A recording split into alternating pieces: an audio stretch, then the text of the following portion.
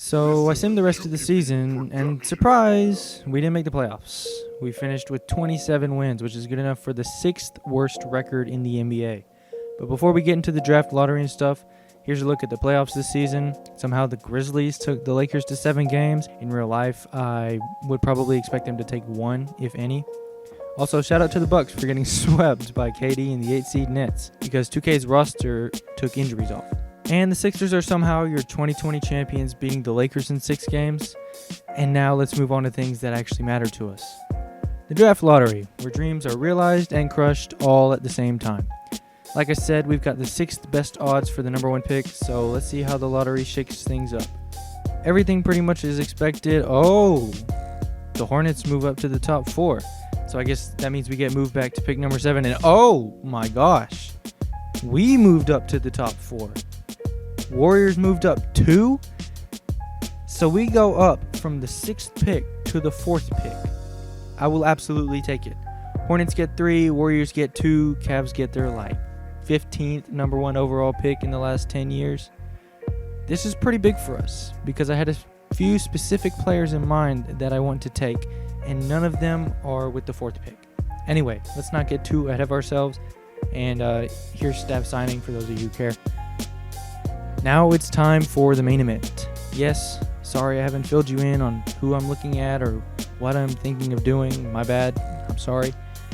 I'm also sorry that you won't get any say this time because I know exactly who I want, and there's pretty much nobody else that fits this team better. You'll just have to see what I'm talking about. So before we start the draft, I'm going to make you stare at a picture of the draft lottery while I explain to you what I'm thinking. So I will not be picking at the 4th spot unless Edwards falls to me, which is extremely unlikely. So if Edwards doesn't fall, the plan is to trade back and draft Isaac Okoro. This draft class is so point guard heavy that it's been really tough trying to decide what I'm going to do. We clearly can't take a point guard because we have D'Lo, so I thought maybe we take one of the taller guards like Theo Maledon, who, is a point guard. But then there's questions about his shot despite his pretty good defense and playmaking, and we don't need another non-shooter on the floor. So I just decided to target Okoro because he's a great athlete, has a decent shot with some actually very good shot mechanics. His shot goes in more than you would expect it to. He also defends well on the perimeter and can also play make a little. Basically, he's a perfect fit for this team. We can put an athletic defender next to D'Lo to help out Okogie on the defensive end, and he's got a decent enough shot to where teams can't just immediately help off of him every time Cat enters the paint. We also have the 15th pick via Brooklyn, but honestly, I'll just find out who I'm drafting when we get to the pick. I don't really have anybody in mind. Anyway, enough stalling. Let's actually get to the draft now. With the 1st pick, the Cavs take Edwards, so that means we're trading back to get Okoro. It's just a matter of where to. With the 2nd pick, the Warriors get Wiseman. With the 3rd, the Hornets get LaMelo. Interesting pick. I got some trade offers for the 4th overall pick, and Wendell would have been nice, but why the hell would the Bulls do that in real life? Nothing really interested me in the trade finder. So after peeking around a bit at what I could want for the 4th pick, I found the Pelicans at the perfect spot, number 11. Okoro is slated to go end of the lottery, so we trade back to a couple of picks before he's supposed to go, but trade far enough back to get some pretty good assets in return for moving back 7 spots. So I call up the Pelicans. I'm like, hey, how about the 4th pick for the 11th and the 2022 Lakers first? Trajan Langdon, if that's how you pronounce his name, doesn't like that offer so much, so he counter-offers with something I am not at all willing to do. No way I'm giving up another one of my firsts, so I take that out and see what he thinks. Still says no.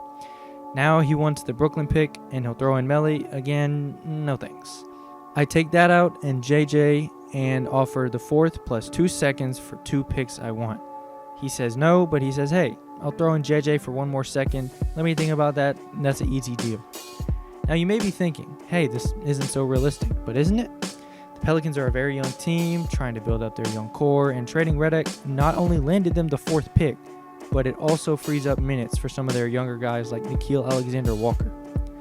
He's also 36 and expiring and will likely decline the upcoming year, so this is a great move in us for all, but it does bring up one question that I'll ask you later. Now that we've traded the pick, we have to watch the draft to see if somebody takes Okoro, but because I'm so great at recording, I didn't record who the Pelicans selected. I'll take a look later because I forgot who they took.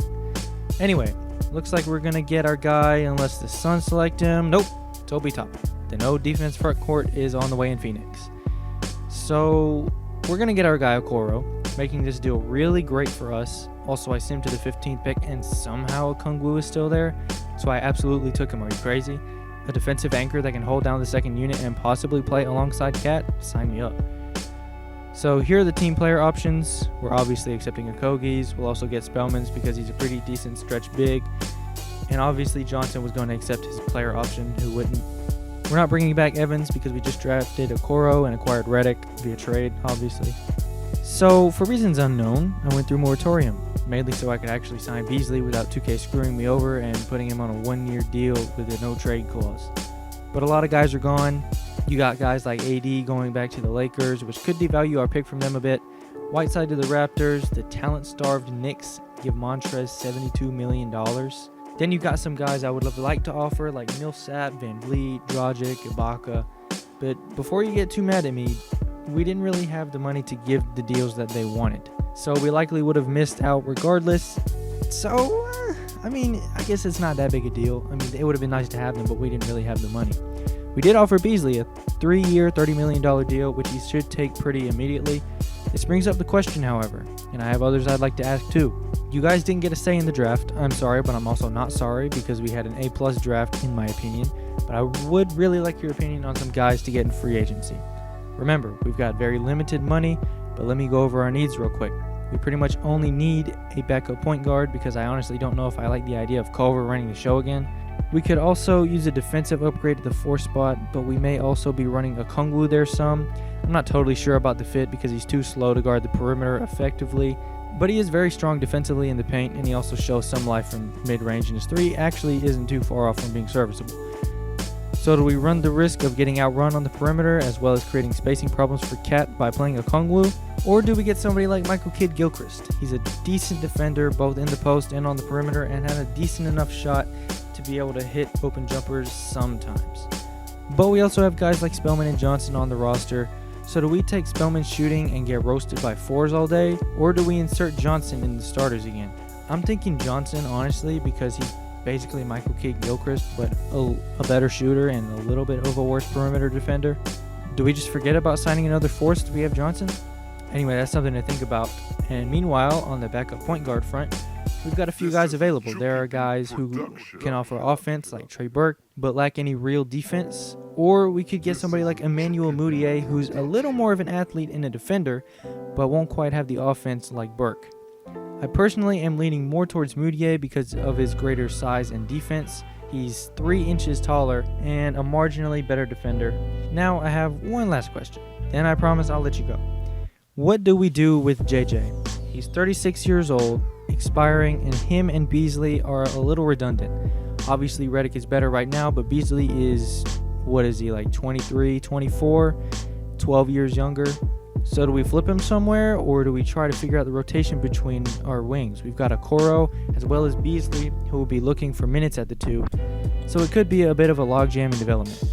There, now we've got all the questions out, and I'm finally done talking.